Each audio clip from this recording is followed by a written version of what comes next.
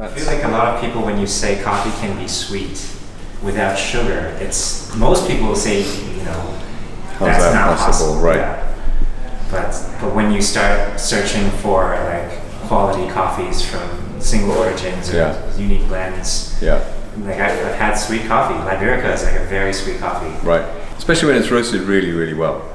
Yeah. The roast can have such a massive impact on how much bitterness is kind of developed in the coffee, and so because bitterness is such a heavy compound, all the chemical compounds that make up bitter flavor, are, chemically heavy. Yes.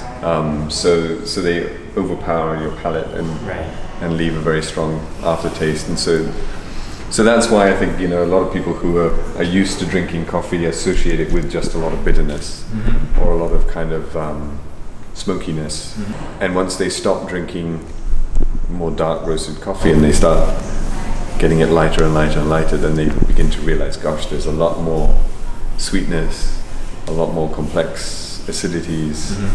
So it's a lot more range or spectrum of flavors. Huge range, yeah. Well, I watched a Google keynote speech about flavor. Okay. And this is flavor scientist, I guess you could call her. And she talked about the evolution of the human palate and taste. Oh, wow. And the reason why we taste bitterness. Can you guess why we need to pick up on bitterness? Well, it's because everything that can kill us in the natural world is... Yeah, exactly. So it's actually like it's survival. It is, yeah. It's like if it's bitter, you should probably not eat it. Because sourness is associated with ripeness, and so is sweetness. So they go hand in hand. Right. So being able to detect if something is edible. Right.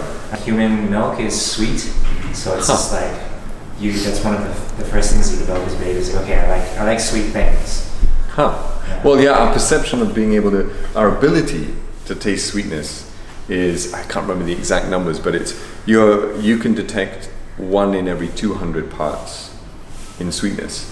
Okay. So if you had 200 parts of 200 molecules and only 1 of them was sweet, then you could detect it.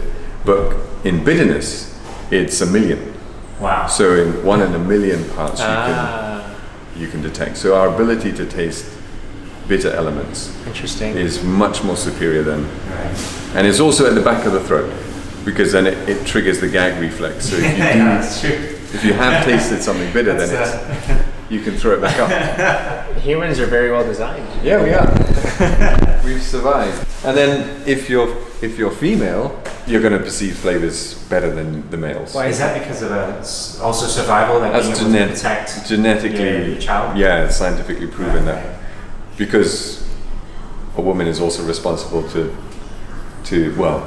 biologically speaking. Yeah. Anything they eat the baby will come from. Right, exactly. So you have to make sure they're eating the right thing. Exactly. Right. So that biologically you're a better flavor analysis.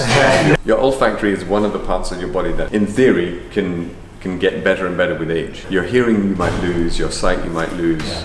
But your sense of smell, in theory, you can actually get better and better with age, because the stem cells, actually, that one of the parts of your body where your body creates stem cells. Right. So your tongue, on the other hand, you lose your taste buds, especially if you like spicy food or alcohol, these things. So your tongue will deteriorate unless you're a boxer or a rugby player and you have it actually damage it. But if you don't damage your nose and you have a nice big one like mine, then your smell will get better, more and more advanced. So if you can train that ability of your actual of your brain to be able to record and remember those actual flavor aspects, then in theory, the older you are, if you've been a flavor analysis or whatever, then the better you are.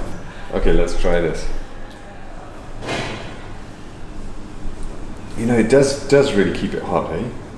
The other cool kind of built-in design with this is that, of course, it's down here is cool to your head. Yeah. But if you wanted to see how hot it is, most double-wall glasses you can't tell. Exactly. It becomes too hot to drink or just burn your tongue. Right. Yeah. So as you tilt the coffee towards you can thumb okay, no, it's too hot. I like that. Yeah. You guys have really done a great job.